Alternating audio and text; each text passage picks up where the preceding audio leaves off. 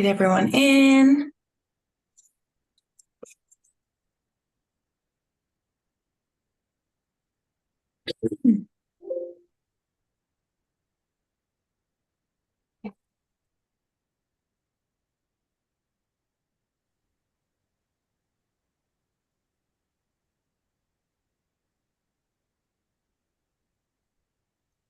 All right. I think I just had an echo because I had the Zoom. Let's see.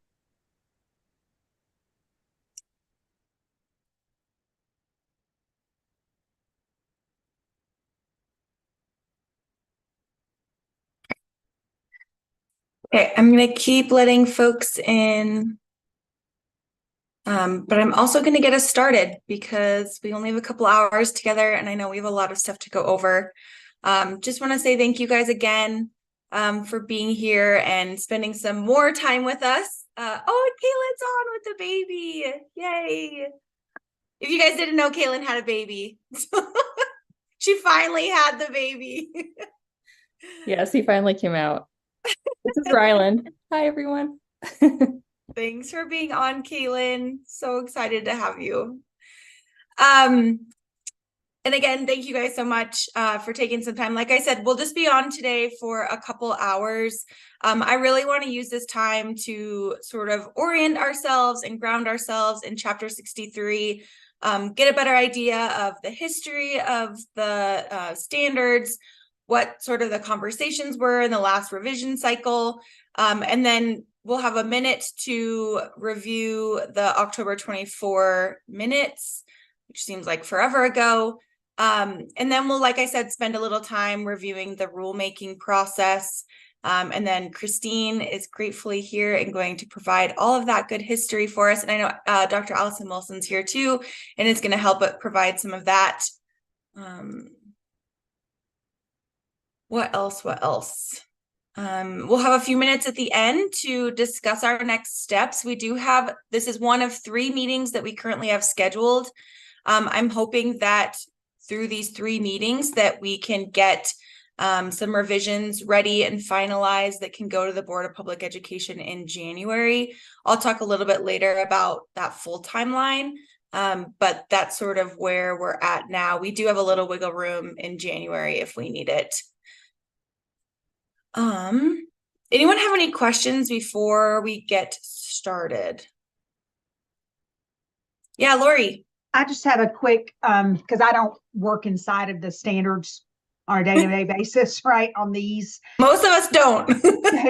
Can you give me a real quick remedial lesson on understanding the difference before we start talking about this of the Montana early literacy, the males or whatever those are versus what we're talking about today? Help me understand. Are they the same? Are they different?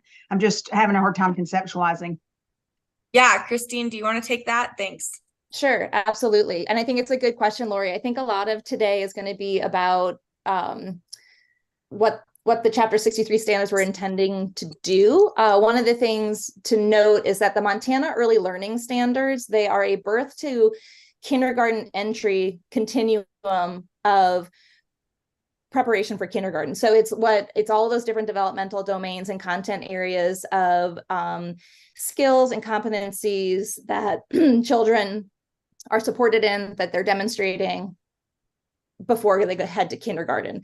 They're aligned to our Montana content standards, but the Montana Early Learning Standards are a publication and document put out through the Early Childhood Services Bureau, DPHHS, Early Childhood Project. They're not an approved administrative rule document. And so one of the things that we had talked about with our HB 352 and early literacy interventions, we wanted to make sure we had age appropriate and developmentally appropriate skills, curricula, programming, and that's what some of the questioning is coming out among districts and administrators.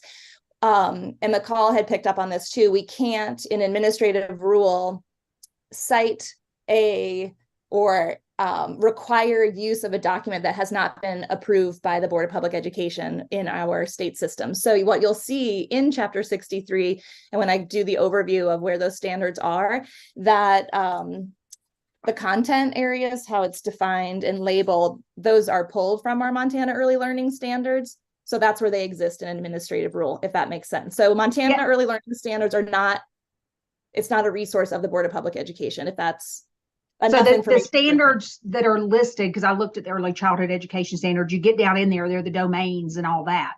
Yep. Those come from the early learning standards. Yep.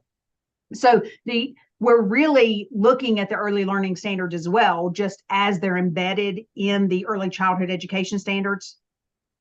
I think that's an accurate statement, because for the purposes of Chapter 63, this was targeting and looking at 3 to 5 year olds, more specifically 4-year-olds, but thinking about it because everything's on a continuum. So it pulls from an appropriate set of skills and competencies in that early childhood 3 to 5 year old, before kindergarten, before Montana content standards space.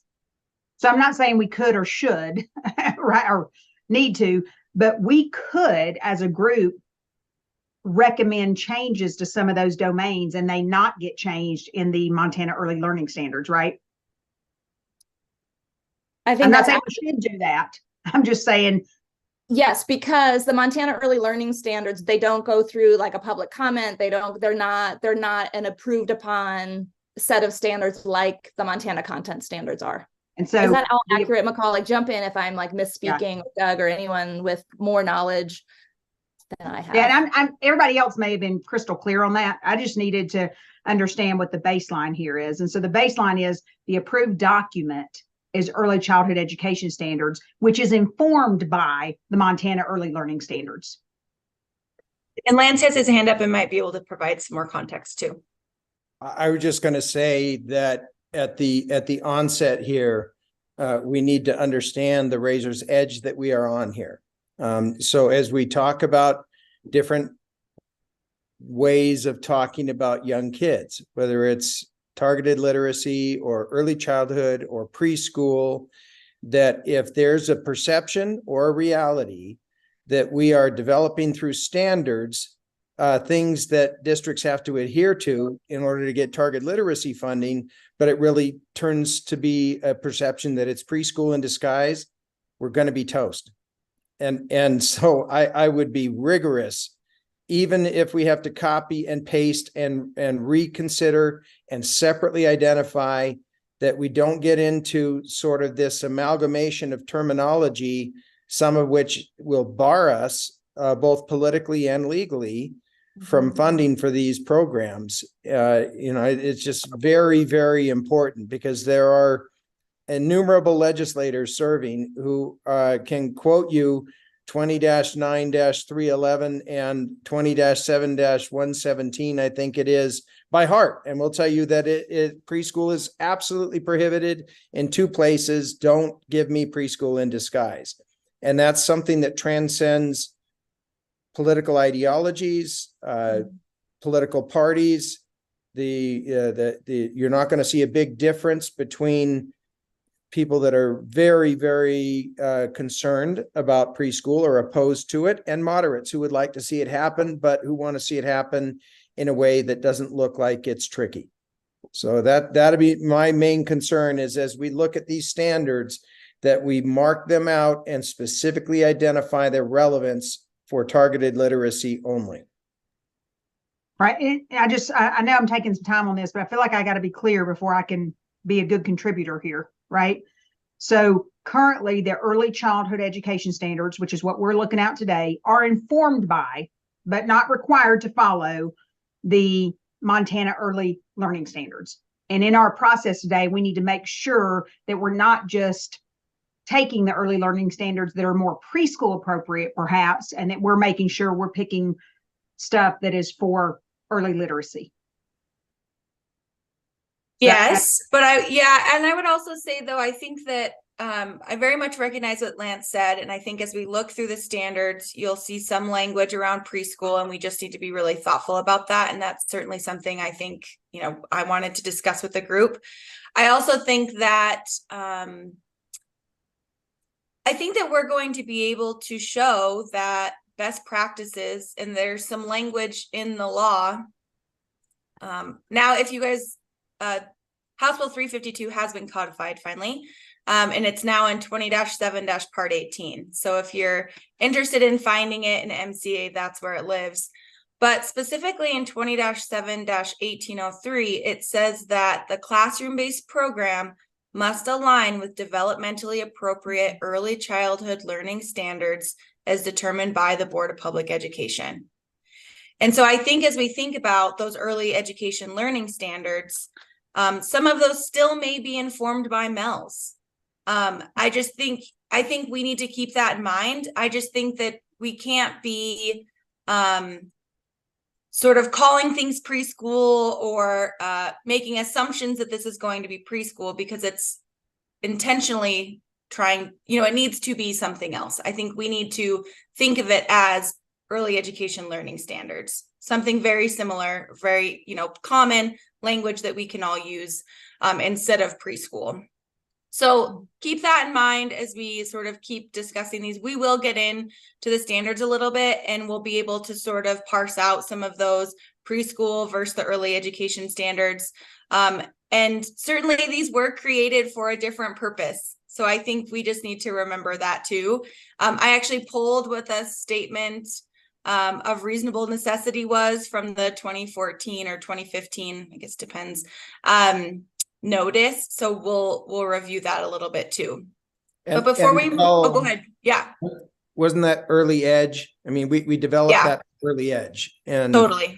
And early edge was absolutely preschool. So that's what I'm getting at here, you guys, is mark out the differentiation between garden variety preschool standards or standards that were designed to address preschool, and because they are within the purview of the board to adopt. But the board itself, to avoid this pitfall, should clearly differentiate between the targeted literacy versus the more global preschool program. The other thing, just a technical issue for anybody that ever uses the legislative website, you won't find, don't look for the search function to help you. For some reason, even though they updated the 2023 code, they didn't make it searchable. And so if you go search for targeted literacy right now, you go, crap, it's not in there. Mm-hmm. You got to go find where each of these provisions are. I don't even know if that matters to you, but I search heavily on the basis of buzzwords all the time, and it is absolutely useless on the website right now. Yes, thank you for bringing that up. It has been a struggle for the last, we'll just say month, even before these were actually live. So thanks for that. Okay, before we jump in to the rulemaking process and sort of the history of early education standards, I just wanted to kind of take us back to the October 24, 2023 minutes, wondering if anyone saw any major changes that needed to be made, any corrections, anything like that. It was on page 2 of the packet.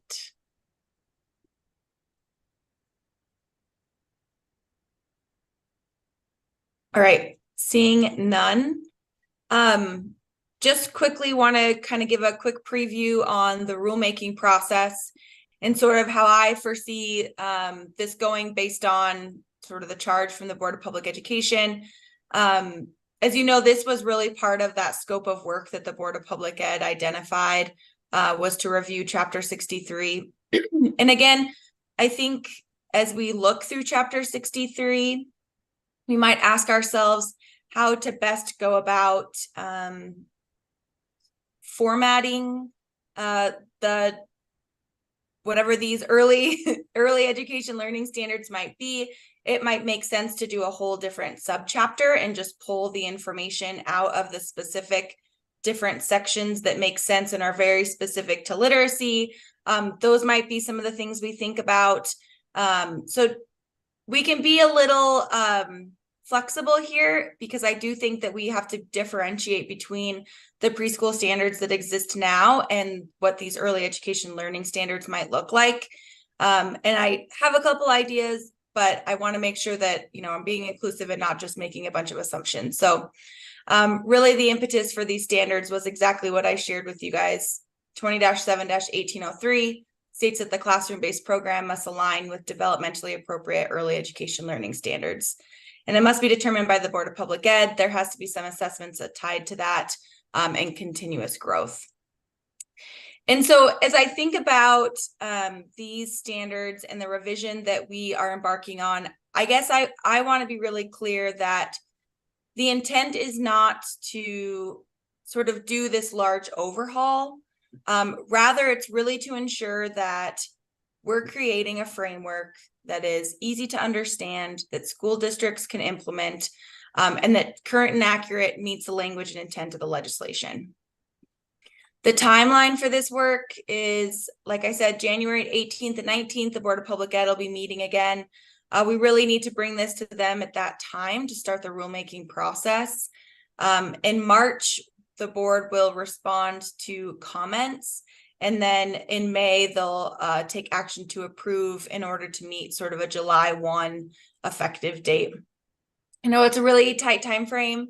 And like I said, we've got these 3 meetings scheduled. We do have a little room at the beginning of January if we do need to extend any of these times.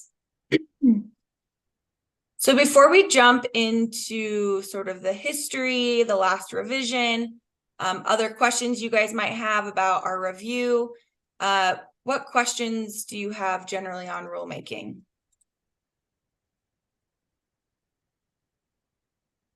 Your old hats now that we've been through this once. Christine, I'm going to turn it over to you and Allison to sort of give us some history, walk us through the sort of conversations the last time. And I do want to read the statement of reasonable necessity from the last notice, because I think it helps you sort of better understand why these were created. And Lance hit the nail on the head. It said the governor has announced an early childhood initiative, Early Edge, for the coming legislative session. It's necessary to have rules to ensure that programming and accreditation standards meet the needs of the state, reflect the current and best practice, and are consistent with related laws and chapters in ARM Title 10. The Board of Public Education has determined it is reasonable and necessary to adopt rules relating to preschool program standards for public schools. The Office of Public Instruction staff facilitated a comprehensive process to draft these rules with the input from Montana P20 education stakeholders. So, Christine and Allison, take us back to 2014. Sure. And thank you so much. I am happy to share my screen. I have, if that's helpful, McCall, Go if you ahead. want to do that.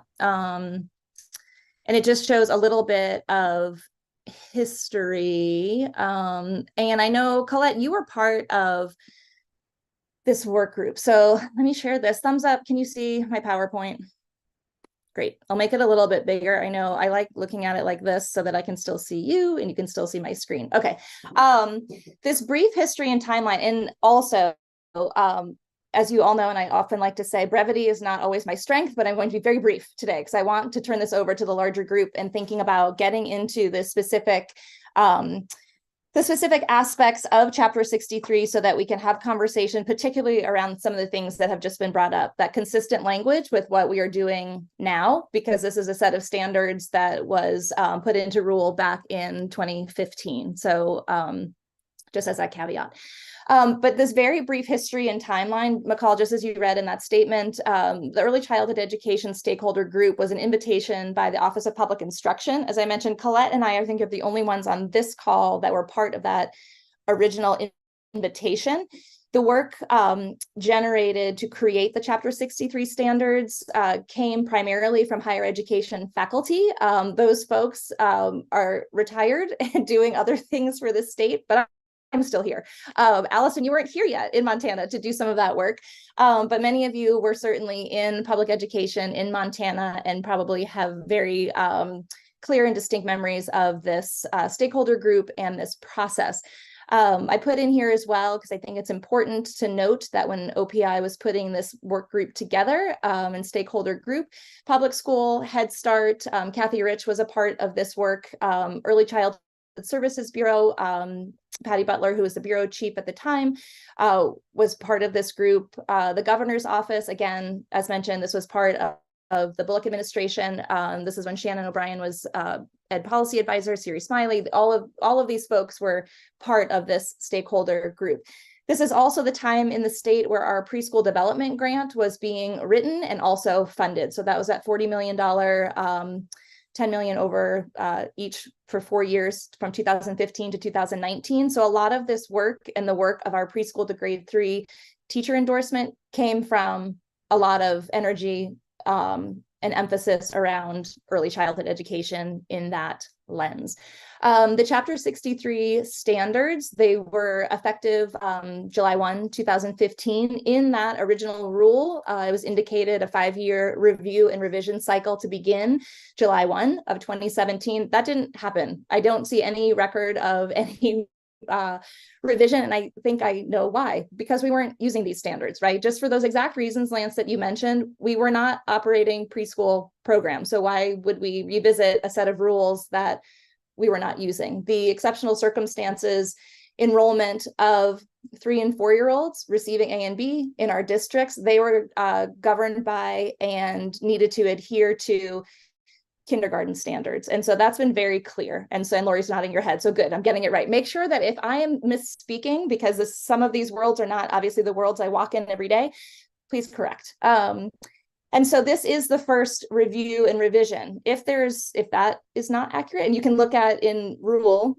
because we all are becoming experts, McCall, thanks. There's no history, right? The history is, this is when it was effective. Yes, in that original rule, that revision process was to begin 7/1/2017. So here we are. I did want to point out too, from a brief history and timeline perspective, in 2015, after rule was in effect, there was a preschool program guidelines resource. So the stakeholder group was expanded out. There were more folks that created a guidance document. I do not recommend revisiting that, for a lot of the reasons that we've said today, that it's very much public preschool language that is not where we're at in terms of current programming models. It also was intended to be a resource and document to assess and evaluate programming for 4-year-olds in our public schools. I don't think it was used to that same fidelity. I think this was a requirement from Preschool Development Grant. And so I'm just thinking, if this is coming up for some of you, as wasn't there also additional resource and information, this is one of those places where staying focused to the administrative rule part of our charge and task, I think, is much more appropriate. I think that providing guidance to districts on helping to implement and to use the early literacy intervention is important, and there's guidance that will follow that, because it will be focused to the early literacy, science of reading skills. And so I just wanted to point out in that brief history, these are some of those key pieces, but this is our first revision. This is our first review. Are there additions to this? Are there things that I've missed or things that you want to contribute to this brief history and timeline specific to the Chapter 63 pieces? What have I missed? Anything? Marie has her hand up. Go ahead, Marie. Yeah, I just want to make sure that we're aligned with DPHHS, and I could have missed this along the way, but they have just commenced a stakeholder group to begin their review work, and I think Allison was on there with me, but I just want to make sure we're not like duplicating work as they're reviewing it right now and making sure that's commonly known, or maybe we're talking about the exact same thing. I just didn't see those connections yet. Are you talking about the Montana Early Learning Standards, Marie? And they're not quite the same. Okay, perfect. I just wanted to make sure that we're not duplicating work. Oh, Lance, you might say this exact same thing, but I think we need to be really thoughtful too. The Montana Early Learning Standards don't have the same sort of scrutiny that the early learning standards do that the Board of Public Education has. Yeah. We have to go through a full process of revision, and they don't, and those are for birth to 5. Ours are specific for students in school. Lance, want to say anything else? Yeah. Just historically, we used this chapter primarily to prove we weren't doing preschool. Just so you know. So that's the purpose it served, was that we were able to tell people, do not develop an exceptional circumstances kindergarten program and have a bunch of people working avidly to make sure that you're aligned to Chapter 63. Make sure you're not aligned to 63. Because if you are, you're dead in the water, because preschool is prohibited. And I know I'm going to sound like a broken record here, but I really believe that it's dangerous for us to even talk about how we might amend these rules or use them to establish validity on an assessment of targeted literacy. If it were me and at least my input here, knowing what I know about the hot button sensitivity of people who are concerned about preschool in disguise, is to set this aside, develop a separate chapter or rule. I actually don't believe it needs more than one rule. I believe it should be a separate brand new rule called Early Education Learning Standards for Early Literacy Targeted Intervention, period. And not try to amend anything that's in there right now or borrow from it. You can satisfy the legislation's requirement that it be aligned to early childhood education standards by developing a single standard, the purpose of which is to assess whether a child is reading proficient at any of the ages, the trajectory at each time the eligibility is determined. Thereafter, you're going to want an assessment about whether the job is complete and some benchmark for identifying that. And if you look at the bill, it's basically got the word standards in there 2 times in the same sentence, and that's it. That's all that's there. And I think that our safe bet here, even if you wanted to say, well, I think this applies, so let's copy and paste it, go ahead, but start with a separate, distinct rule, the heading of which will guide us and keep us accountable to the limited purpose for which we're developing this standard. And I think that we're just into dangerous territory if we try to, say it's in there somewhere. The Prego spaghetti sauce deal is going to get us in trouble. And I mean that both politically and legally. I'm concerned about ensuring that we comply. I'm also even more concerned and want to see this program bloom into what it can be. And when I see, 6,000 kids that need it based upon NAEP test scores at grade 3, and I know that's a blunt instrument to use as the benchmark, but somewhere around 55-60% of every 12,000 kids coming through at every grade level need either a summer jump start to help them or need 4-year-old entry to help them.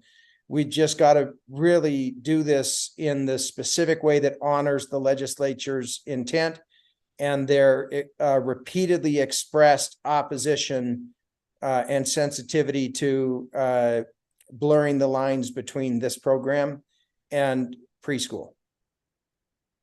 And Lance, I appreciate that because I think we all want to be careful. I think we all have the best intentions to make sure that we're not setting, schools and frankly ourselves and the board up for failure. My question to you though is, given that we already have Chapter 63 that I think has a broad headline, early childhood education, do you not think we could use the same chapter and just do a separate subchapter to make it abundantly clear that we're not doing preschool? We created a whole separate subchapter to show something completely different, recognizing that they want this to be different. I think that's exactly what you should do. I think you and I are saying the same thing. Okay. It's a subchapter. I don't have any other chapters to give you, Lance. No. What I'm getting at is we've got to decide among ourselves here. Does it require 10 rules? Does it require, let's do extreme examples. Does it need 20 rules? No, it does not. Mm-hmm. Can we get away with 1? I'm not sure. If you can get away with 1, it's just a rule. And you just put a new rule number in that chapter at the tail end of it and put the next number in sequence and do a rule on assessment for targeted literacy, or you do a subchapter if you have 3 or 4. Maybe you want to rule on definitions. I do a subsection on definitions. I would like to have a single rule somewhere if it were me, but you guys may say, no, you need 3 or 4 of these, so be it, but we don't need 20, right? Yeah. And Lori, I know you have your hand up. Oh, and Christine, I see yours too. Okay, I'm going to hold my question and we'll keep going. So Lori, you go, and then Christine, go ahead. Yeah, I know there's a lot of detail work that we want to do correctly for the board, for legal respect, understand, all in for that. Put that aside for a minute. When I'm operating my 4-year-old program next year, what standards are my teachers teaching? That's what I want to know. Are they teaching the standards that are in the domain of Title 10, Chapter 63, which came from the Montana Early Learning Standards? Because if we're just adding a rule, 5 rules, whatever, and we don't edit what's in here, will my teachers still use the domains that are in here? Because that part of the rule would remain active, where in the past, we did not use them. We stayed away from them because we used kindergarten standards for exceptional circumstances, right? So right now we have a 12-year program, exceptional circumstances. We're using kindergarten standards, which isn't the best idea, by the way, but it's what we're doing. So will teachers now use the domains that are sitting inside this Chapter 63, or are we editing those? Because as Christine said, we hadn't touched these. We've ignored them because we were clearly directed, you better be doing kindergarten. So I just need to know what standards my teachers teaching. I would embrace and reference them. I would say that they apply as guidance for the way you teach targeted literacy. Okay, so the really quick answer, forget law, forget Board of Public Ed. My teachers could care less about that. They just want to know, in the past, we've said, don't touch these standards. You need to be doing kindergarten standards. Now I could say, hey, yes, you can reference these Chapter 63 early childhood education standards, whereas in the past we said stay away from them. You've got permission to do so under the bill. Okay, but and it's then still, are but we? you still can't turn targeted literacy Yeah, I know. into playtime and role playing and numeracy. Yeah. And my teachers don't care about that, right? I know we need to, but my teachers don't. They better. So in here, better. we're not. They don't. We're not editing the domains in here, right? Is that correct? No, my thought was we need to review and see what exists, making sure that, you know, we have an idea of what the literacy pieces are and take those to make them part of whatever this new, I keep screwing up whatever the language. Okay. Yeah. And again, fully, I drank the Kool-Aid, Lance. When you said don't teach these, we didn't teach these. We went full kindergarten. I'm not looking to be illegal. I'm not looking to skirt the line. I want my A and B, right? I'm just saying the easy version for teachers are these your domains or are they not? And the bill 20-7-1803 subsection 5B says your classroom-based program must align with developmentally appropriate early education learning standards as determined by the Board of Public Education, which are in front of us. The standards must include a requirement for ongoing evaluation of student progress used to tailor instruction to specific student needs. That second sentence is all that we need to do. We don't have to amend it, assuming that you like them, okay? Assuming that the standards as they're currently drafted are educationally relevant and sound according to the experts that are here on this call, and that they are good standards, then all you need to do is add something that says, while you're teaching targeted literacy, you can align that teaching to the developmentally appropriate early learning education standards in Chapter 63. Second obligation, the standards must, I'll put in new words, be amended to include a requirement for ongoing evaluation of student progress used to tailor instruction to specific student needs vis-a-vis targeted literacy. So we all know, and I've heard you guys talk eloquently about this, you can't pretend that you're teaching targeted literacy to a college person. You're teaching it to a kid, a little kid, and little kids are difficult to wrangle and get focused. And there's all sorts of developmentally appropriate strategies that you can use in order to teach them. Now, I'll tell you guys one brief little anecdote that'll probably make you guys say, yeah, he doesn't know what he's talking about. I've coached for decades, soccer. You can't teach tactics to a kindergartner. You can say, the best you can say is make your triangles, kids. That's it. You can't say sweep back to the back, cross over, keep it diagonal. They're going to be like, what are you talking about? I'm not ready for that. So we have every right to embrace these standards as they exist right now, unapologetically, in the way that we teach targeted literacy. But we have to ensure that we're teaching targeted literacy, that that's the goal, and that the assessment here is to identify whether they're hitting those benchmarks so that we can decide whether they remain in the program. And I know some of that is through the assessment and the evaluation. They work in sort of concert. But if you see that somebody's hitting all targets here and they're assessed as proficient, they're no longer going to be eligible for assistance in the next year. So they're intertwined, right? But you don't have to do a lot here. You've got a very focused job here, and we don't need to agonize unless those standards have been ignored so long that they're irrelevant. We don't need to go in and remake them. I totally agree, Lance. And I know that Colette, you've got your hand raised. I just wanted to jump in, and I just want to show all the things that you're talking about on how, like, what the program looks like. And these are the questions that I've been getting, Allison's been getting, lots of us are getting, just reaching out, hearing from superintendents and school admin.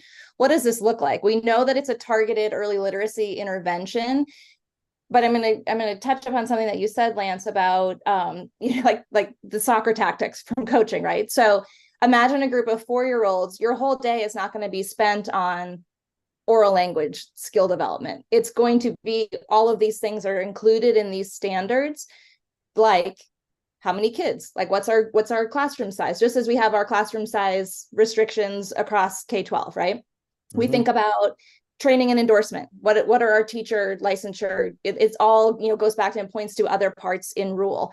The content standards, it's what are we teaching? And we have a whole set in there around literacy. Are those the highlighted pieces and the space of emphasis in the early literacy intervention?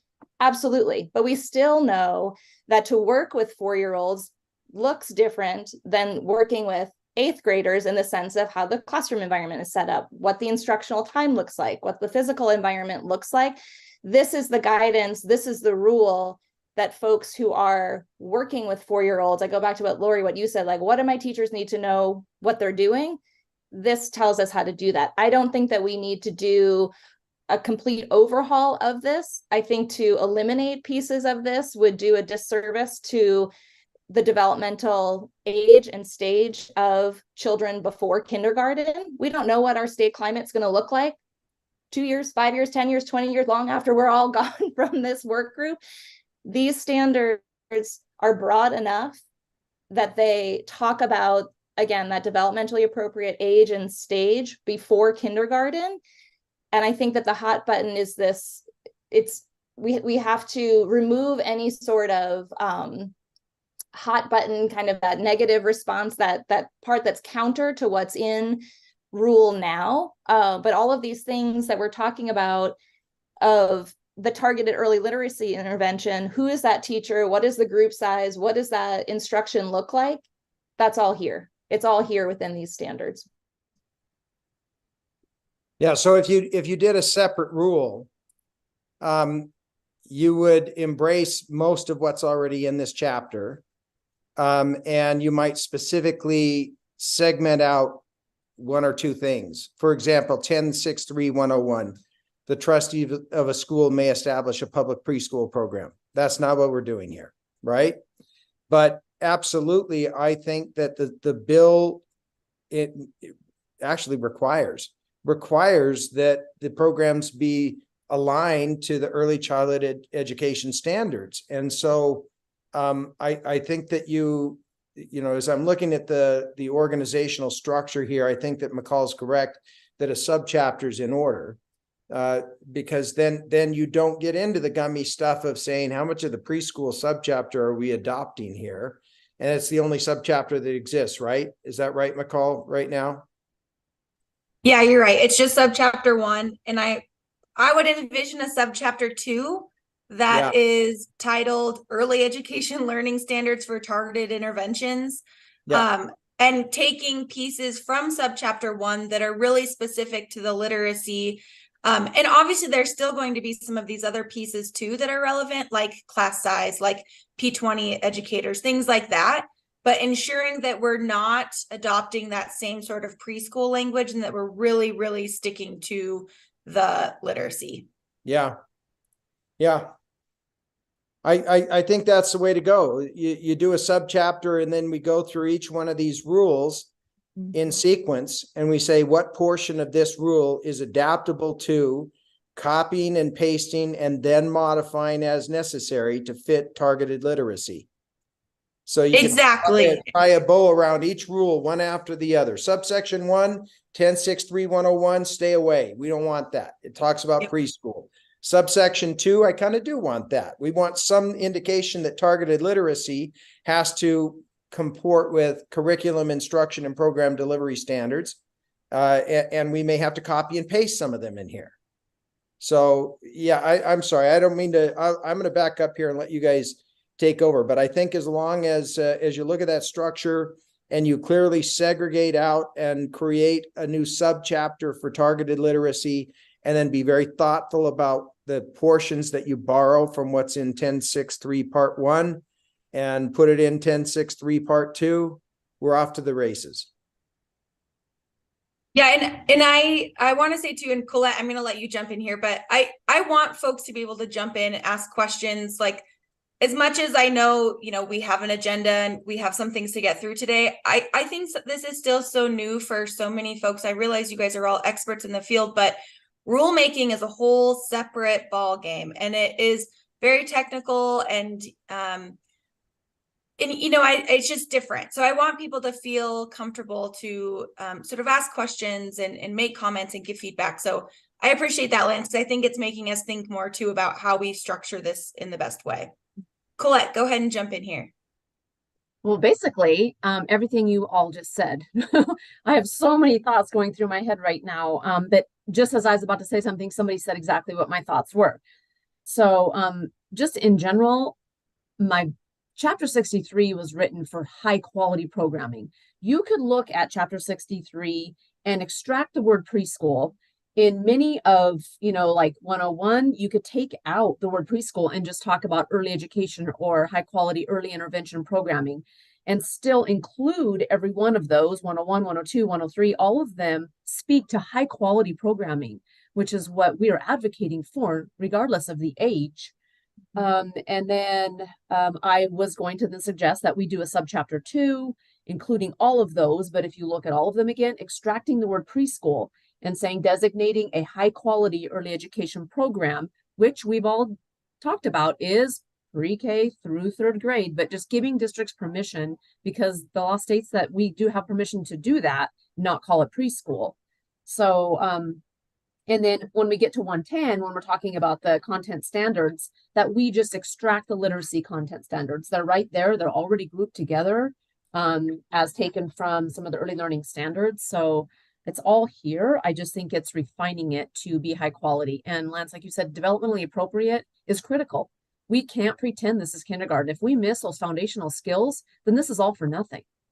Like, if we're going to do this hard of work, we better be high quality and start way back where we've already decided in the matrix are those sub skills that we need for it to be high quality. So I use Chapter 63 in all of my thinking as far as high quality in producing a quality program. So I do use these, all our class sizes, everything that you see in here. It's good stuff. It'd be crazy to not consider, it or to revise this as it exists. Just move on with a subchapter 2, so that we're not having to do work down the road again when it's so good and it knocks their socks off and they're wanting preschool programming. Mm-hmm. Wouldn't that be a dream? Well put. Okay. What other questions do folks have? Just a quick technical question to just everybody's wisdom is so appreciated. But Lance, if, to Colette's point, we took words and just took out preschool, would somebody come along that is so persistent about the idea of preschool and say, well, look, you just took the language and you just took the word preschool out, and therefore you really just put in a whole preschool set of standards? Yeah. I think I would say whether I'm teaching a kid to play soccer, swim, ride a bike, learn reading, all of those things are going to take stock of where that kid is developmentally. And so there's and I'm thinking as we're going here, but maybe the first thing to do is to go through all of, and McCall, sorry if I'm disrupting things here, but I would consider going through, again, we call it subchapter. Maybe you remove the designation of a subchapter and it just becomes early childhood education. You go in there and strike every reference to preschool and insert it with early childhood education. And you put in a rule that says there are two forms of early childhood education that these standards address at current time. One is public preschool, which is subject to the limitations of 29.311 and 27.117. And the other is targeted literacy that is under Title II, Chapter 7, Part 15, or wherever it is now, McCall. But just embrace it, because if a bunch of this stuff, from your perspectives as experts, are things that apply no matter what you're trying to teach a 4-year-old, that's what I'm getting, right? I mean, these are things that have to do with where that kid is in their life cycle and what they're ready to learn, no matter what it is that you're trying to teach them. What are the techniques you have to do in order to get through to them, right? So why not just embrace it, unless there's something in here that is so preschool specific that you can't escape it and would not apply when you're in literacy mode or numeracy mode or soccer coaching.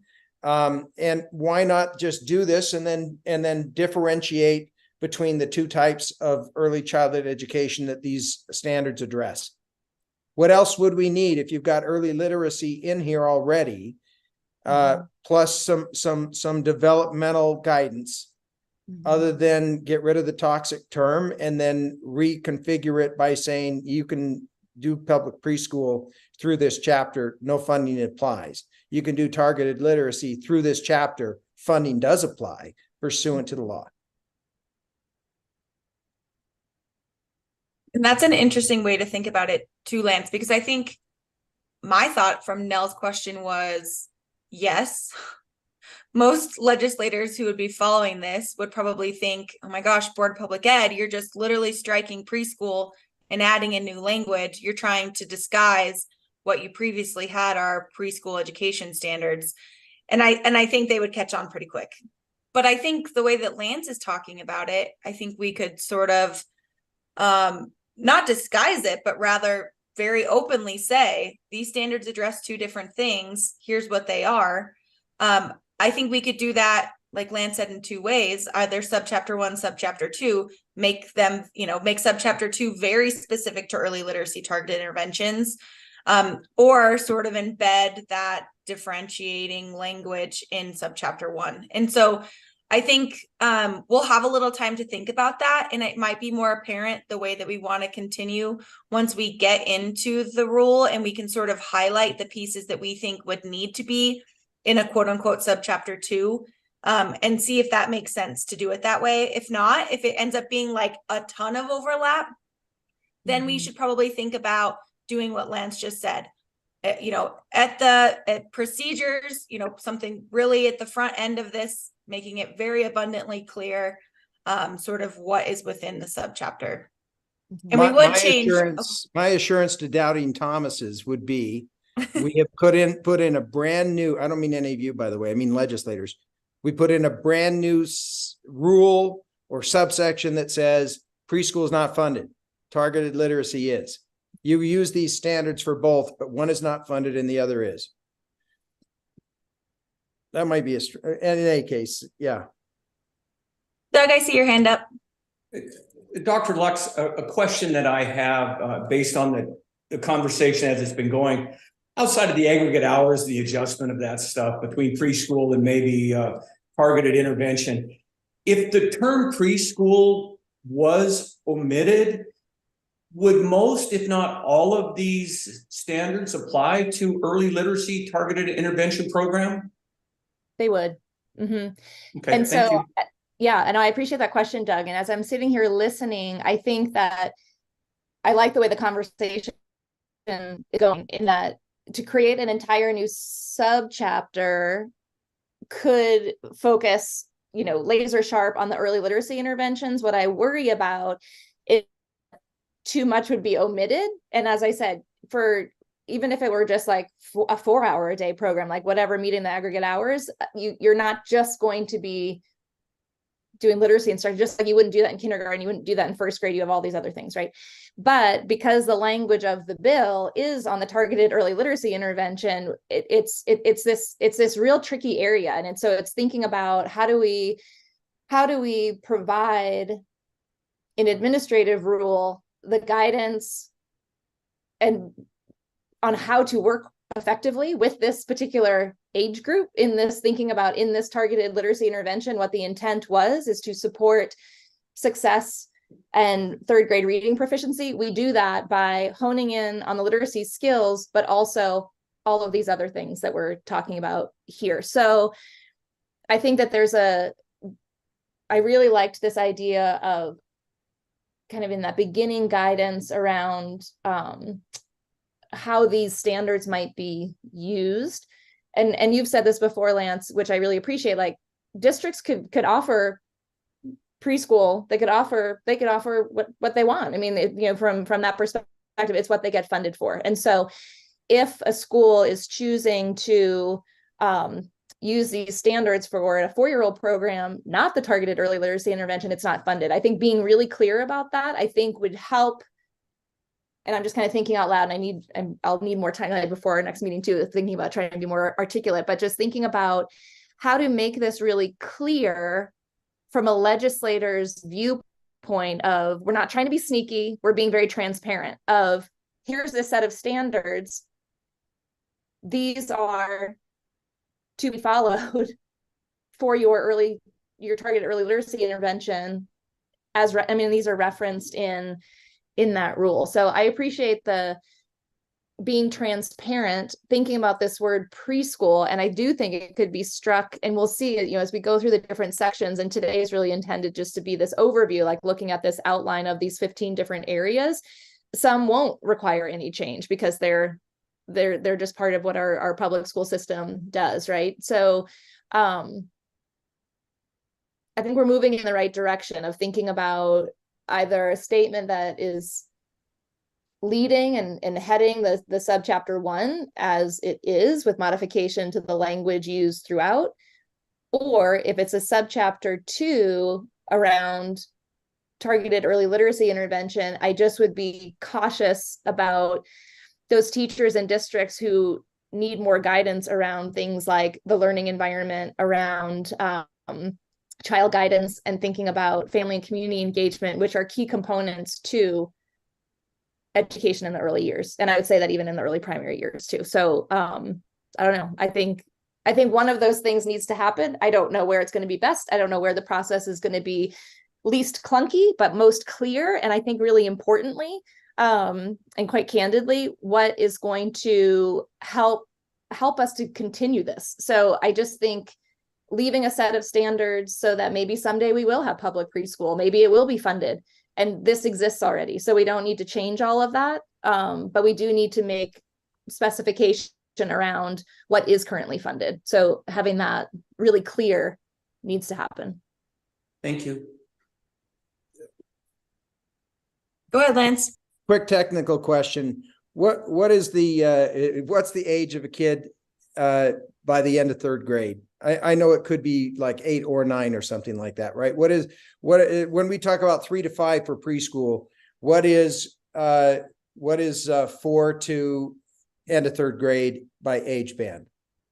What are we talking about there? 4 to what? Am I making that clear what I'm talking about?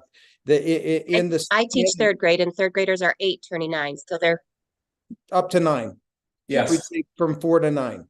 Yes. And that's kind of what I thought I already had, but I'm just conceiving here that looking at that, the first rule about that these are standards for 3 to 5 for preschool and 4 to 9 for targeted literacy interventions. But if that's the case, Lance, I like your mentality there because I think it makes it clear. But we already have very clear kindergarten, first, second, third grade standards, right? So I wonder if that would have the the appearance of adding to those standards, which already have reading, writing, listening, speaking, and viewing, right? Maybe not called targeted literacy, but I'm concerned because we don't have standards for what this 4-year-old is, right? Yeah. So And that's so we that's already helpful did- too. So we've already got, and I hear what you're saying, and I agree. We've already got adequate standards. Are those, for lack of a better term, general or generic, are those standards sufficient to focus in on the lift you're going to have to give on targeted literacy for first, second, and third grade? I believe they are. My Okay. opinion is they are. Mhm. Because you've got the objective identified and methodologies. So maybe I'm back to the drawing board on that particular issue, and you say 3 to 5 for preschool and 4 to 5 for targeted literacy interventions. And then kindergarten takes over, right? Mhm. Tammy, I see your hand up, and then Marie, go ahead. Gotta unmute.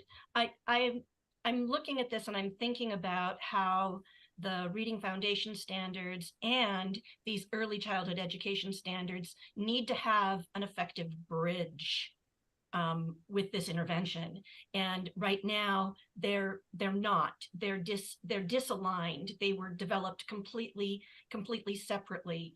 So if we look at the early learning content standards specifically and the communication domain, it seems to me that we can then look at the Reading Foundation standards and we can design a bridge with a level of guidance and specificity that Lori's teachers would love, because it would say, yeah, okay, now I get it. They need, they need to connect the sounds to the letters. They need an understanding of the alphabetic principle, whatever those things are.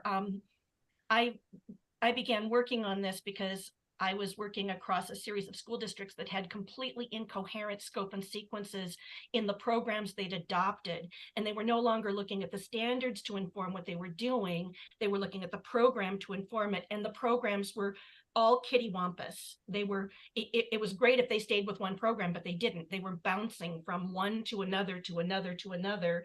And the incoherence meant that they had no clear understanding of what the outcomes were. What should the outcomes be at the end as a child is standing in their preschool shoes, looking at stepping over the threshold of the kindergarten classroom? So Tammy, I'm trying to follow you really fast. Are you talking about aligning the content as it's here with what's in our both content standards and the delivery standards? Yeah, exactly.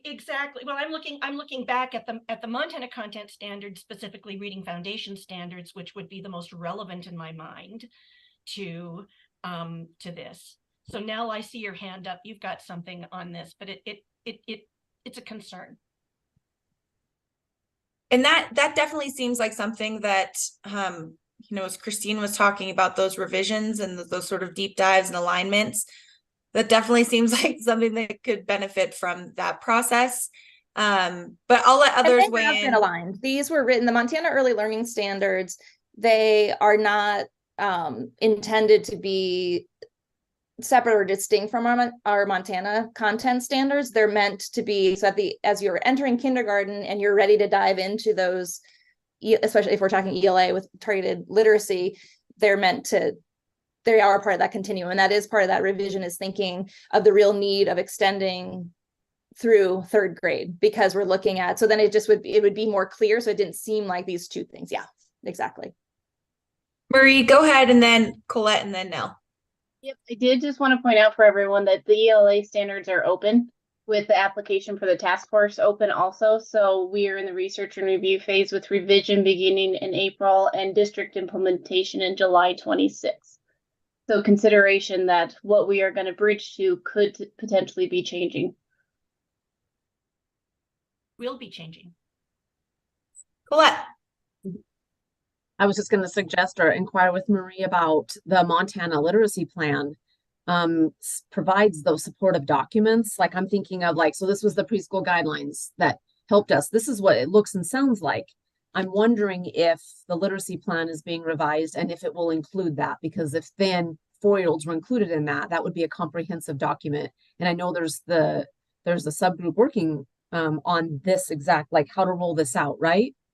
So that could be a task. That could be a task that they're kind of creating like a guidelines for this is what it could look like. No, that's perfect. We will be working on guidance documents for all standards, and it won't just be OPI. We want to bring people to the table to help with that, because we know we aren't necessarily the knowledge keepers of everything, and we have so many talented people in the state, including reviewing that literacy plan. So thank you for bringing that up, Colette. Nell, go ahead. Mine harkens back to Tammy and the standards that, you know, when you work in teaching reading long enough, one of the things that happens is you look at a lot of standards and what they don't tell you. And if this is about intervention, those standards are never going to tell a teacher what they're going to need to do. I promise you. And that's really powerful to understand. I can have a teacher go, but I've mastered this standard. I go, yeah, but that standard is at a level that this child is not developmentally at. And while it is a kindergarten standard, this child hasn't mastered these skills that are the scaffold into that standard. So I totally and completely agree in the stance that if this ruling is asking us to help ensure by finding those at risk through a screening protocol that is set in place to find the risk, those that have risk do not need standard protocol instruction, which is what standards are based on. They need intensive instruction to close gaps that close the risk and get rid of the risk and ameliorate and normalize. And you can normalize 90% of children by first grade in reading if you employ the intensive nature of instruction that is needed for them, up to 300 minutes. So there's so much research behind this, and I absolutely think Tammy's point is so important, because that would be a different set of standards to go for intervention. If we really are going to help a teacher teach this, it's not the standards that are sitting there right now. So you can't just copy and paste and can't just insert and delete. You make the pitch that we need a substantive new subchapter. If we are going to write what, to Lori's point, saying, I want to know what my teachers need to do, I'm with her. I want teachers to have serious guidance. If we write rule or guidance, I feel like the guidance piece has to be very clear, what Colette was just saying. There's nice books that say, here's what the law says, but now here's what you do. But to your question, Lance, do we have to write another set of standards? That is my question too. We're going to need to be very considerate that the standards that stand for kindergarten will not meet the needs of the students we're trying to identify under this law. So I just need to jump in here too. Part of a teacher knowing what to do is their endorsement area. And so that's where that ensures, because the rule is not going to tell them how to establish routines or how it will include that the philosophy that includes all of these different things. But I think from a guidance, like, here's what the law says, here's what you do, that comes from our teacher preparation. Just as we wouldn't say, like, in each of these different areas, it's not, administrative rule is not a guidebook for what a first grade teacher does from start to finish in the day, but that is the information that folks will need in offering the early literacy intervention. But that should be coming from that teacher assignment, that qualification piece, which should be an area that we make sure that we are looking at to ensure that those folks have the professional skill sets and the endorsement to ensure that they are going to be able to deliver a high quality experience for the children that they're teaching. And you probably do need to tackle that rule in here, because it's got the permissive competency that expired in 2018 and thereafter had to include full licensure too, right? And that's because the P3, the preschool to grade 3 endorsement, that was effective also July 1, 2015. So we couldn't reference in this administrative rule a rule that was also coming out at the same time. So yes, Yeah. you're totally right, Lance. Yep. Can I share my screen for 1 second, just as an illustration of something? Someone's got to unshare there. There we go. Let me just show you. Let's see if I can find it there. Did I do it as a screenshot? Let me not accidentally share with you something that I shouldn't. I'm just kidding. Let me pull this up.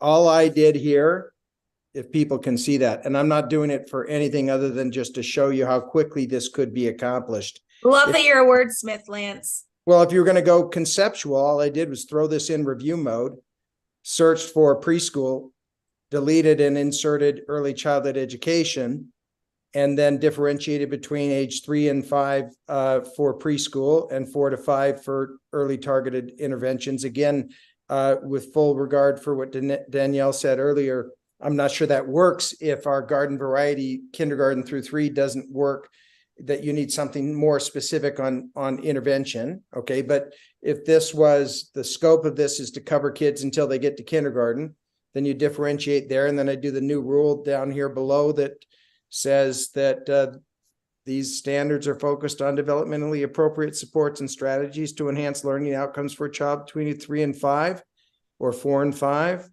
And use of these standards for public preschool are subject to the funding limits of 29,311 and 27,117.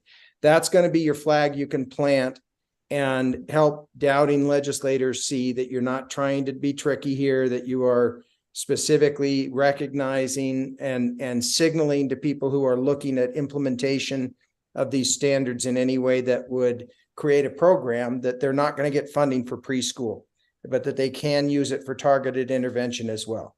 And again, that starts with a couple of assumptions. Number one is that these standards are more about developmentally appropriate strategies of learning for kids of a particular age than they are with a particular content that you're trying to teach, and that the standards from kindergarten onward are adequate to encompass the special needs, the additional needs that kids in Jumpstart programs will need, summer Jumpstart programs.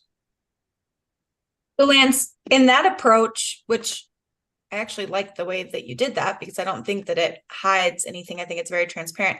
But I'm wondering, like, once we get to those domains, obviously there's literacy, there's numeracy, there's social studies, there's all the science, there's all these sort of standards embedded into that domain section. Are you concerned that it's not just specific to literacy for the early literacy programs? No, content wise, I'd call out another subsection in that new rule and say, when operating a targeted literacy, the domain of literacy is the one that applies. But there's a difference between the content you're going to teach them. I think you guys are going to tell me that, and I think I know this. There's a difference between the content you're going to teach them versus the methods you're going to use to teach them anything. And the methods to teach them anything should be universally applicable, and we should restrict ourselves to targeted literacy. And you can wrap this thing up in about 30 minutes and get it before the board if people love these standards. Now, if you experts say, I'm not so sure I like these standards, they're a little arcane, we need to update them, then you guys need to step forward and I need to step back. But if what you're saying is these are darn good standards for kids before they get to kindergarten, and we've got enough in the law right now, the standards for kindergarten through 3rd to empower people to proceed, well, then, you've satisfied the obligation of the law. Remember, only 2 sentences in the entire bill say the standards, and it says aligned to early education standards adopted by the board. And by wiping out the subchapter and making it universally applicable to all forms of early childhood education, and then putting in a couple of little tweaks to specifically call out the domain of literacy, you're done. You've satisfied the law, and perhaps you guys will have to decide, you've given teachers through their proper endorsement, enough guidance to proceed. Lori, I saw your hand up. Go ahead. Yeah, I'm not sure what I'm saying or if I'm even asking a question here. I'm just talking to myself and making all of you listen. So I go back to currently, and I am not an expert in developing these early standards. I acknowledge that fully. Mine is in implementation, right? And what teachers need. So I look at our current 4-year-old program, which is using kindergarten standards, math, science, English, language, arts, literacy, all that. If I go now to this new one, my 4-year-old program is going to be targeted literacy interventions. I am not so naive to think the teacher's not also teaching math, right? So I think based on what law is saying and what this rule will eventually say, while the focus is targeted literacy, we know there are so many pieces of literacy that, you know, you got to be literate to do any subject, right? So if you're working on other subjects, that doesn't mean you're not working on early literacy. I mean, a teacher in this 4-year-old program is probably going to be teaching kids, what does the number 1 look like? What does the number 2 look like? Right? So I go back to these early childhood education standards that have all those subjects. Are we just pulling out the early literacy and saying you can only teach these early literacy standards for 180 days a year? You can touch nothing but targeted literacy, right? So I'm talking to myself more than anything, but because I understand the law and what legislators intend, I just think it's unrealistic to think a teacher's going to spend 180 days on nothing but the ones that say literacy. For example, so I don't know what that means, you know. For example, kids, let's turn to page 4. What's 4? Yes, exactly. Exactly. So when we're done with this, I want to be able to say, because for so long I've said to our teacher, you can't use these standards. Sorry, you got to use kindergarten. I want to be able to say, now you may use these standards, understanding the standards include more than just literacy, right? And so that's where and I know that can be a slippery slope, and maybe that's a verbal saying, not a written saying. I'm just trying to be realistic here too. And I see a lot of my colleagues nodding their head like, yeah, we got to go implement this, right? And of course we want to implement the law. And this rulemaking is important or we wouldn't be doing it. But once it's in the hands of teachers, they've trusted we've done all this correctly and that it is legal, and they just want to go implement. So I guess I don't know what I'm saying, but these early childhood standards include other subjects outside of literacy. Yeah, and Allison, I see your hand up. I'm hoping that you are going to help us answer that question. Yes, 100%. And Lori was thinking the exact same thing as I was. And also, I wasn't sure how to pose that as a question or whatnot. So I appreciate you going ahead of me, Lori. What I would say is, and I think Lance actually used the same phrase a little bit ago. I think everything currently that are in these standards are essential to teach anything. If this was an early math bill, we'd still need all these standards. This is an early literacy bill, we still need all these standards as they are. And I think everyone on this call likely recognizes that no, we don't teach language and literacy and oral language development in isolation. Those are taught and practiced and reinforced through authentic reasons to read and write. And those happen in the context of play-based experiences that are meaningful and valuable to young children. And that's how those, certainly there's going to be elements of, there is a teacher giving you explicit instruction on how to learn a particular skill, but the way that child practices it and becomes a master in that particular skill and applies it and generalizes it across context is in the context of these other subjects as well too. And so again, I would wonder if by separating and only calling out the literacy ones, if that would be a roadblock to something that actually would be potentially damaging in later data that we're looking at for child outcomes overall. Does it strike you guys that have expertise in this area that within that rule of domains, it sort of jumps ship away from developmental skills to content specific skills? That's the way I read it, and I might be misreading it. Mm-hmm. But by the time you hit subsection C in that rule, now you're talking about creative arts, and then you're talking about science and math. And I think those just in cognition though, Lance, if I can just jump in, because you're right. It has both developmental domains and content areas. So what you're finding, if you look at the top of the 110 early learning content standards, developmental domains, and it's kind of why that's it's kind of a clunky phrase. It starts with social emotional is number 1. Number 2 is physical. Number 3 is communication, which is communication, language, and literacy. And then number 4, cognitive. And then that's where those content areas are. And we did Yeah, that and- intentionally because of that overlap and that real important focus to both development and content. And as Allison so nicely put too, the ways that we teach language and literacy skills, we can embed that in the context of the content areas too. So it's just thinking about all of those different ones, but maybe that's a place too, when we break out into reviewing the different sections, maybe that needs to be more clearly stated so that those that are looking for that guidance can understand these standards are organized by developmental domain and content area is included in the cognitive domain, just so that then there's a way of understanding and how because we don't have a state adopted, for example, social emotional curriculum. Many districts, many schools are using different programs, but there isn't a content area of that kind of learning, but there is for math, there is for ELA and that kind of thing. So I take this rule and break it in half. and then I would just again, for protecting what we're doing and to honor the legislative intent, I would split them, and I would take those content areas so that we don't get people into saying, well, I'm teaching art, but it's really literacy, and put that in a separate deal.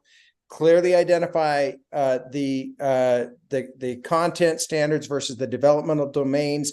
Free our people to be able to teach using the developmental domains because they're of general applicability, and avoiding the trying to show a legislator that you've got one rule that conflates two different concepts and that we can comply with either one of them and still claim it's literacy.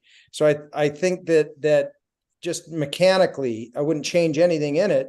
I just break it into two separate rules and say hands off on literacy with this one and hands on with that one. I see your hand up. Yeah, I would just recommend also that we reference the science of reading when we're talking about the why and why it includes all of these other areas, in addition to, it's gone. It'll come to me in a minute. For sure, the science of reading. And is it all the domains you're talking about? In reference to? Just in terms of protecting and preserving that the science of reading recognizes that you've got to have emotional and social skills and the ability to express yourself appropriately and fine motor skills, things like that. Is that kind of what we're getting at, or? Well, yes. And no, I mean, also, I mean, just that practice of the oral language, when you think of like the simple view of reading and just talking about like we're building vocabulary, but then there's this place to use it and practice it and apply it.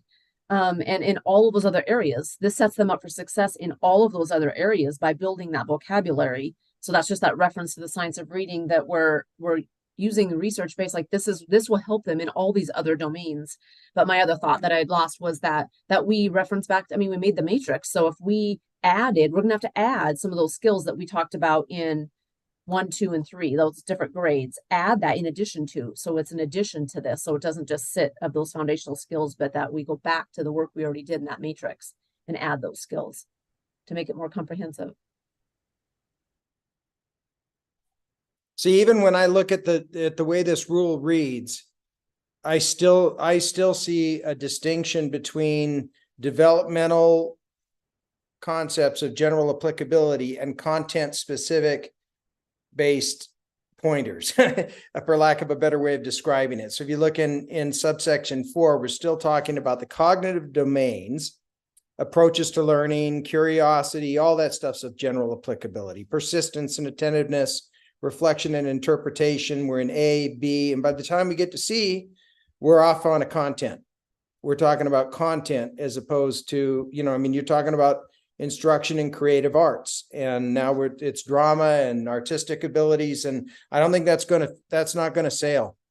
That's where we're gonna get into the danger zone. There is when you start talking about specific content. I'm sorry, I've got to run and get a package. I'll be back. But if you look at, and someone can share the screen on that rule, that's where you're going to have your potential issues.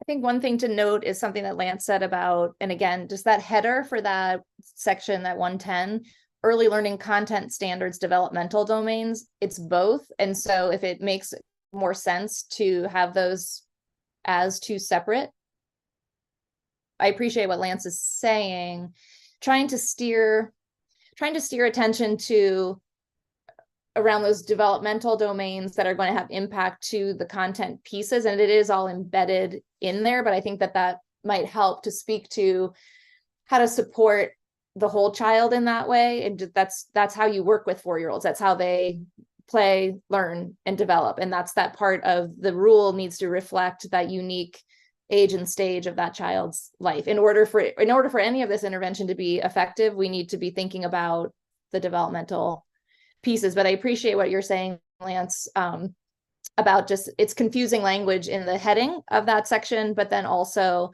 the way that it's organized. And that's part of, in this whole review process, and just going back to that 2014 process, things get organized and look differently as then they translate into rule format. And so it's a good place to we have an opportunity to make things as clear as we can, and upholding that piece of the law and ensuring that that's what we're pointing people towards, so that they're doing the right thing in that way. Yeah, if I'm looking at this from policymaking standpoint of what I think a legislator is going to look at it, I think that key departure is at subsection C. It's subsection 4C.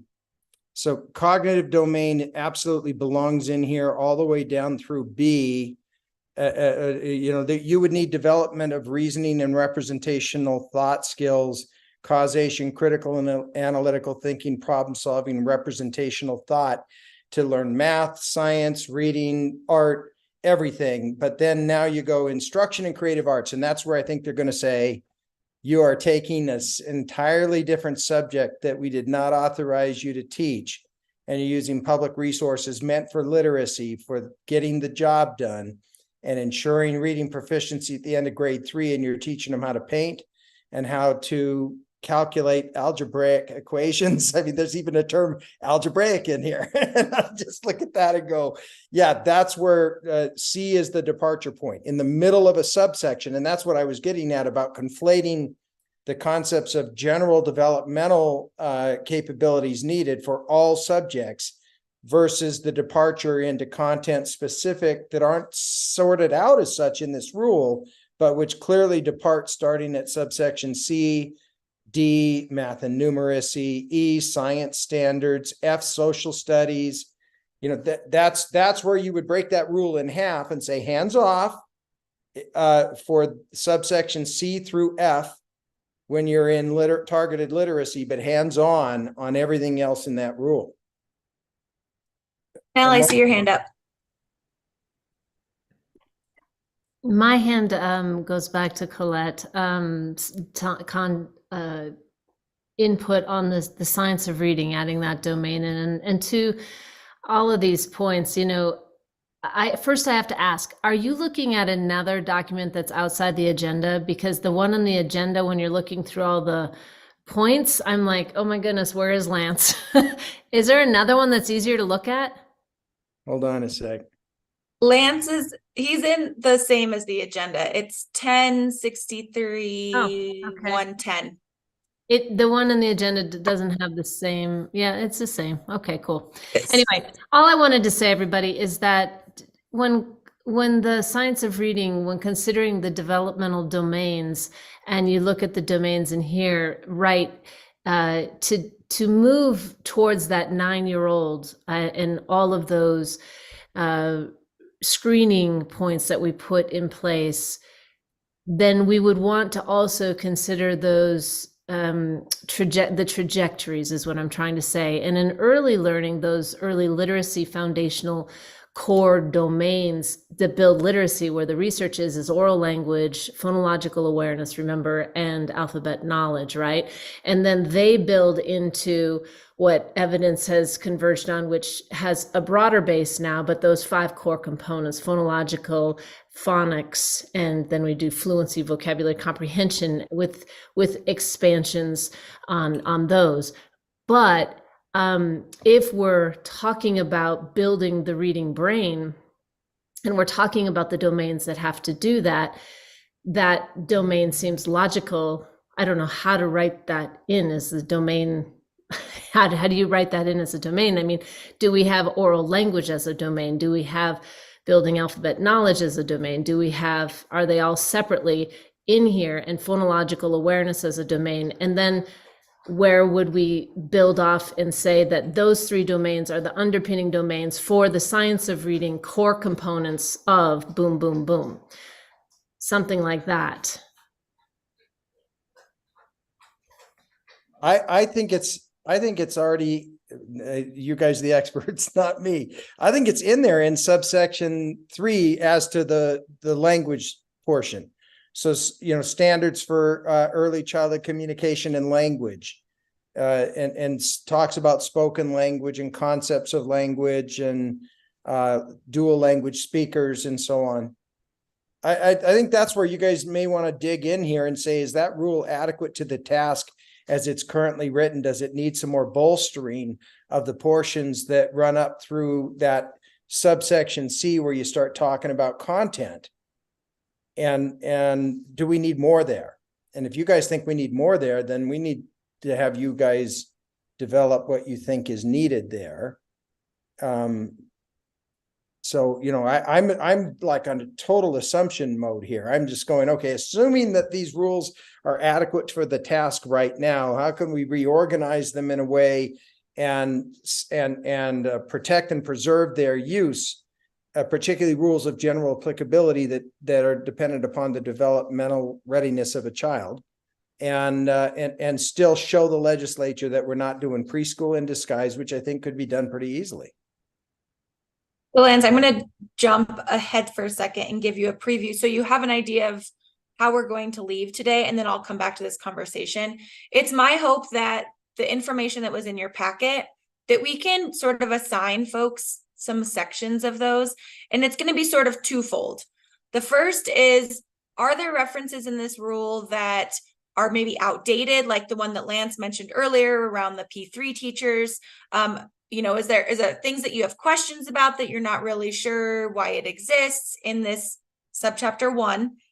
And then 2, thinking about what would this look like if we're separating subchapters? We're doing what subchapter 1 is preschool standards, subchapter 2 is these early education learning standards for targeted interventions, and highlight those pieces within the rule that may work for a subchapter 2, that are important to ensure that those students who are part of the early literacy targeted intervention are also getting the same information. We talked a lot about those they're going to overlap, but as we're hearing, not all of them maybe should.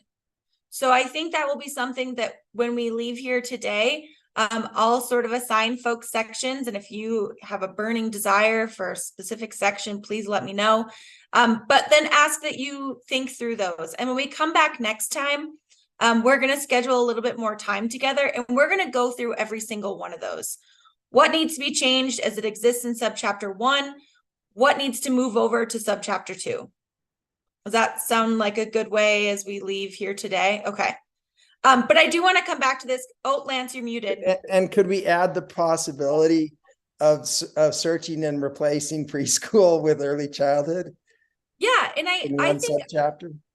Yeah, and I actually liked, I don't think that's off the table by any means. I liked the way that you sort of had that written. And frankly, I think that language would be good to have in there anyways, around preschool, and, that it's subject to 20-9-311 and other statutes. I think that's probably good language to include anyway. So I don't think that's off the table either, to just have one subchapter. But I think for the sake of thinking through how much overlap there is, it would be good for us to sort of approach this as if we may do a subchapter 1, subchapter 2. And Nell, I know you still have your hand up. I was wondering if you had anything else you wanted to add to that. Okay, I just didn't want to cut you off. Okay. Lori, I see your hand up. Yeah, I think my hope is that in the end, whatever we come up with that this group agrees to and is appropriate, that it ends up, let me just share real fast here. It ends up somewhere like this, where a teacher can go to OPI and it has 4-year-old early literacy and they can click on it. And what they're supposed to teach is right there. And maybe we just take a part of the rule that's the domains and we put it here. We need a document. If a teacher is going to work on ELA for first grade, targeted interventions, they can go right here and choose first grade. We need something where the teacher can be directed to the set of standards and not have to go to a rule, go down to 4 subsections, find the things.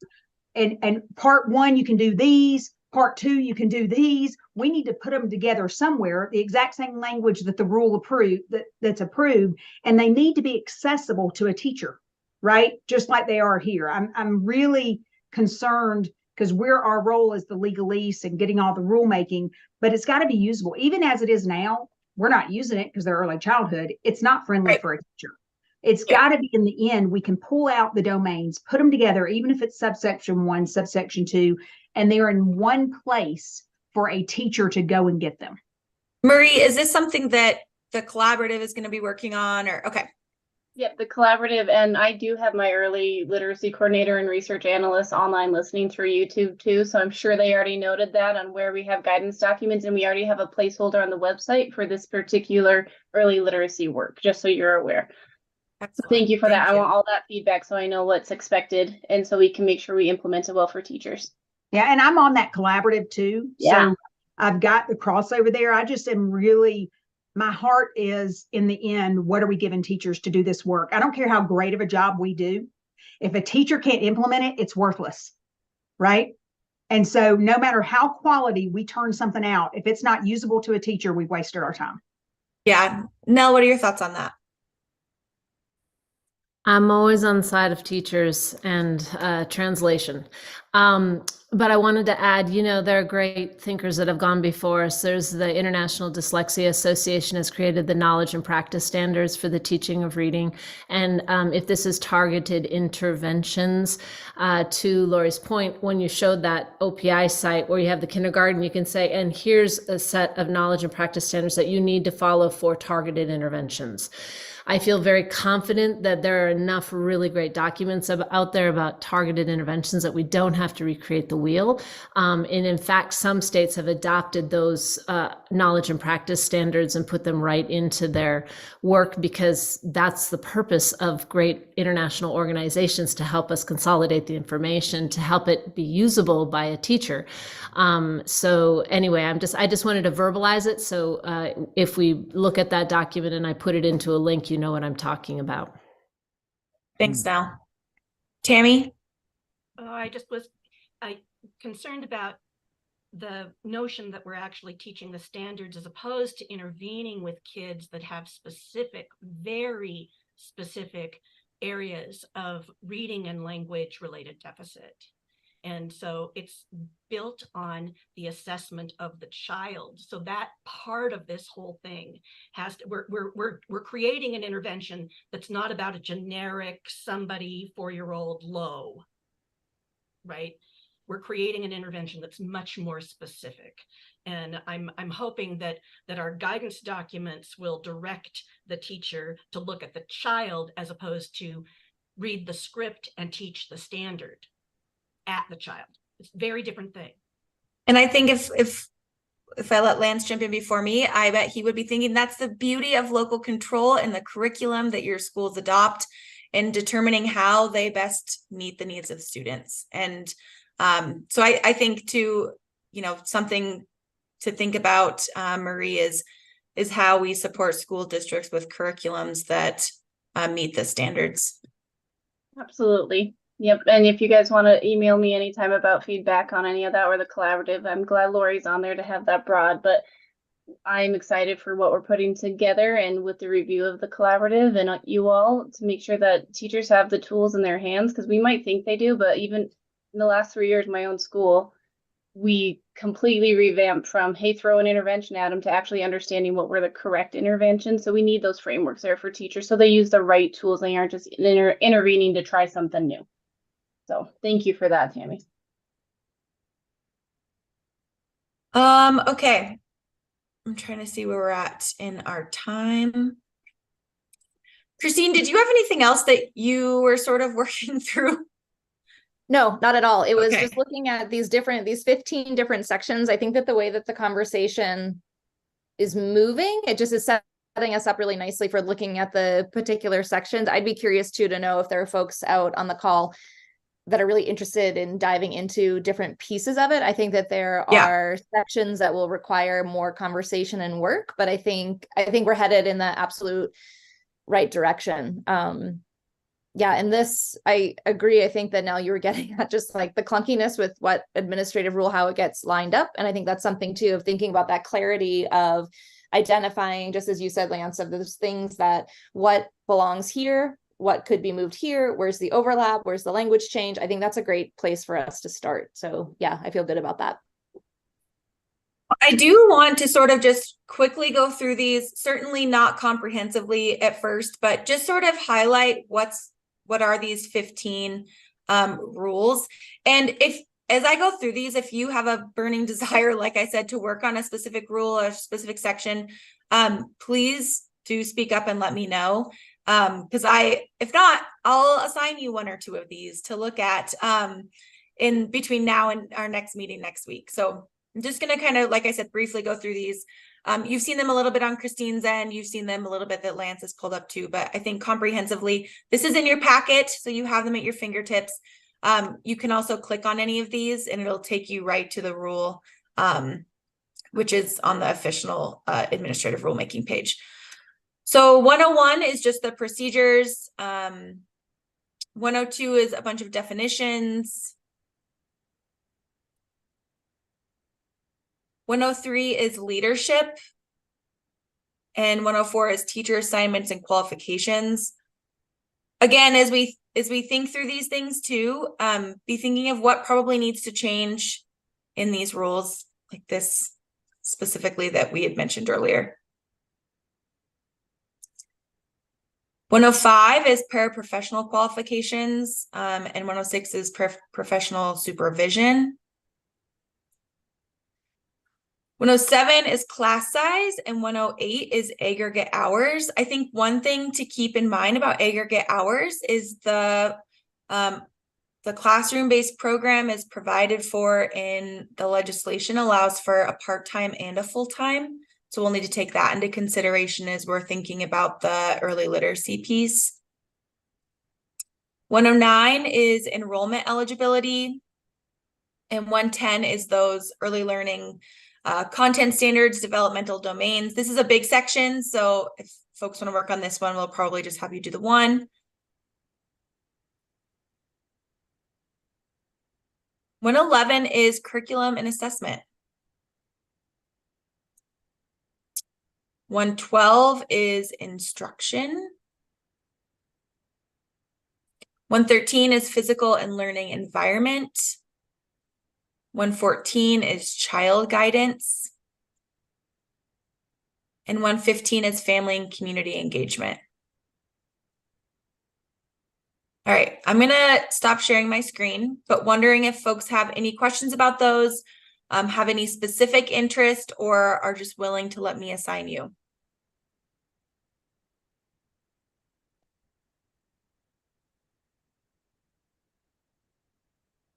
No questions? Any comments? Do I dare ask? Okay. All righty, let me just pull up my agenda.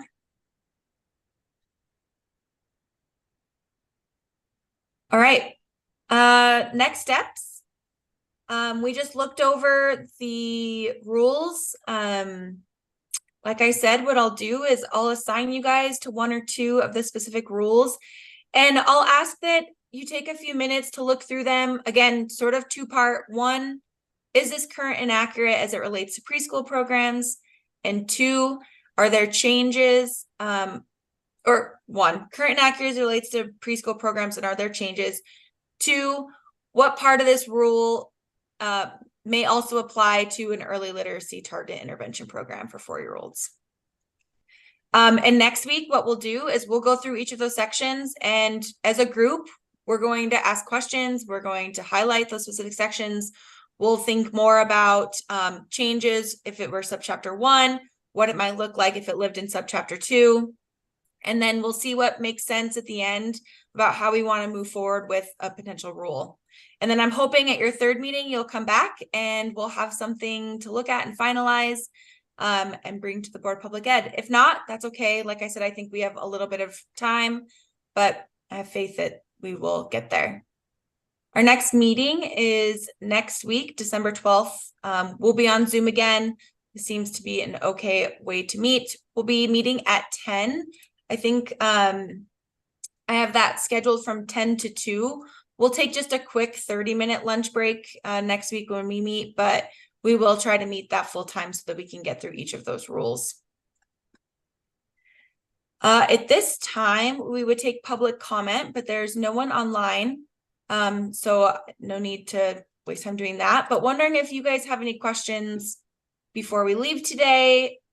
Any questions about next week? Paul, are we just doing that, whatever we're assigned, we're doing it individually, or are we working with the other people who are assigned to it as well? However you'd like.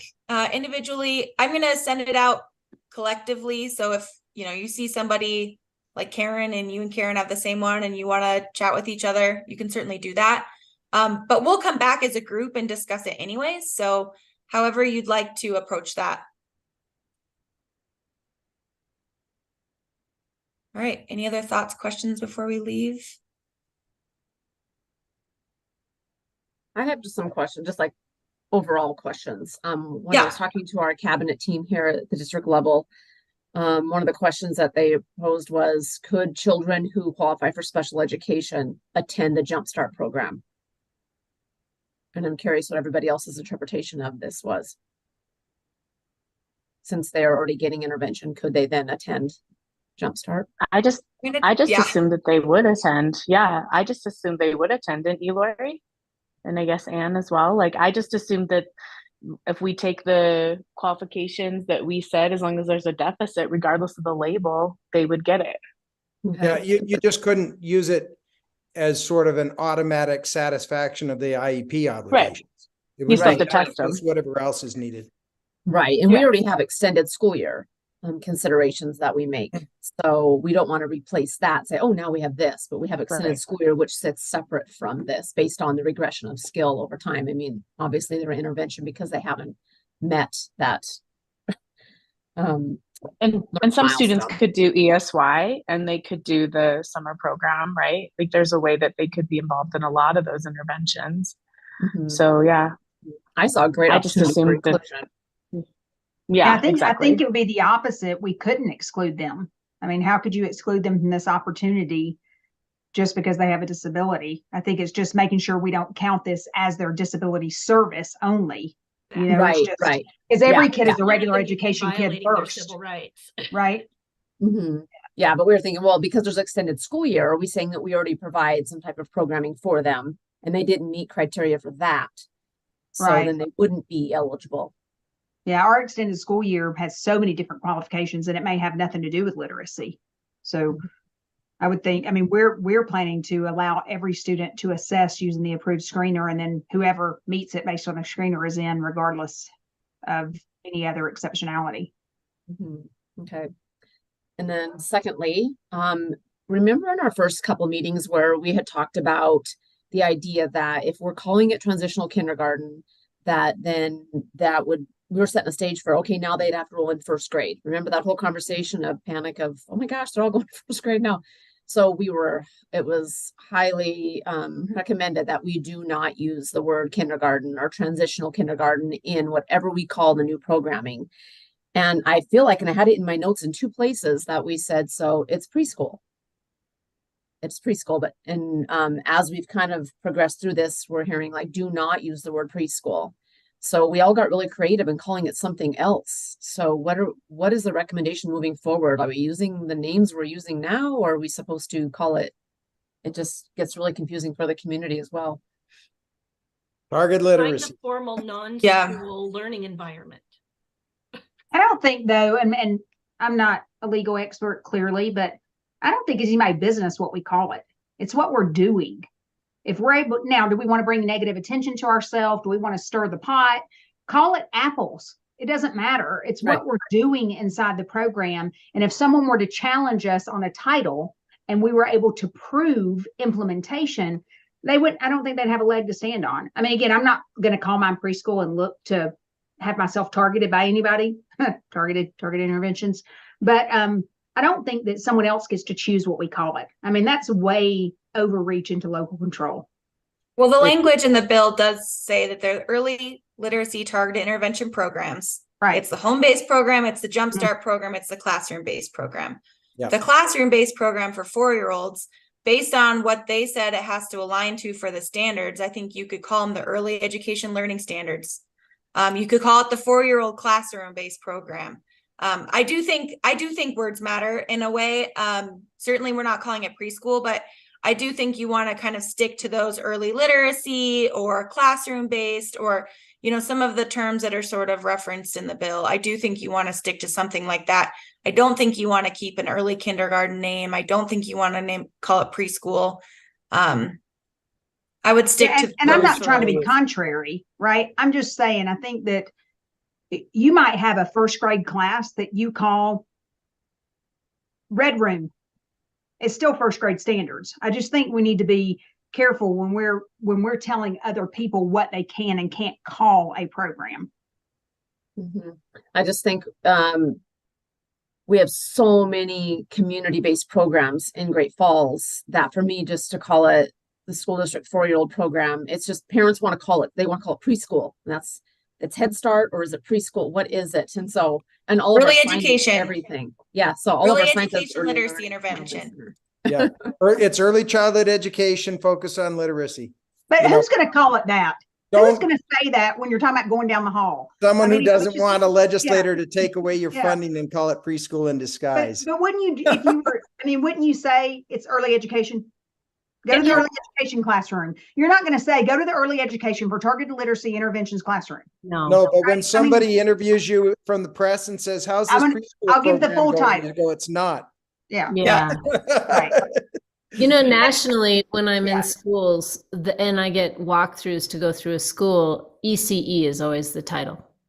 Early childhood education. Just call it ECE. It makes it a really universal acronym, and it's appropriate. And then it's not preschool, it's not, and then you can define it as Lance said. And in our ECE, we address literacy targeted interventions.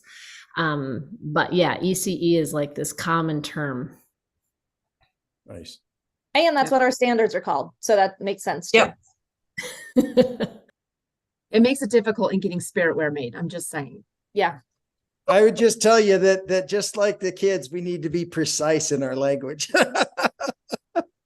Seriously, watch out, because I'm telling you, the whole reason that we lost exceptional circumstances is because in spite of our best efforts, people kept getting with a reporter and saying, yeah, our preschool program's going really good right now. No, it's not. It's by definition, it's not. You're toast. And that's why Beatty came in, Representative Beatty, who's got strong integrity and a strong sense of right or wrong. And he's a very determined individual, and he's a strong supporter as well. But he could not accept what he believed was preschool in disguise going on underneath the legislator's nose. Even as he supported early childhood education, he couldn't, as a chairman of Section E, he could not manage that and reconcile that with the people that he was working with and allow it to persist. And that's why we're where we are right now, which is not necessarily a bad place to be, but it's really important to be pretty careful and precise with this language, not just because of the form, but for the substance of ensuring that we're honoring what the legislature has authorized and limited. Right. Any other thoughts or questions? Okay, thanks everyone. Really appreciate it. We'll see you next week at 10 a.m. You should all have this as calendar invitations. I'll likely include some agenda and materials before then, but until now, we'll see you then. Thanks, everyone. Thanks, everyone.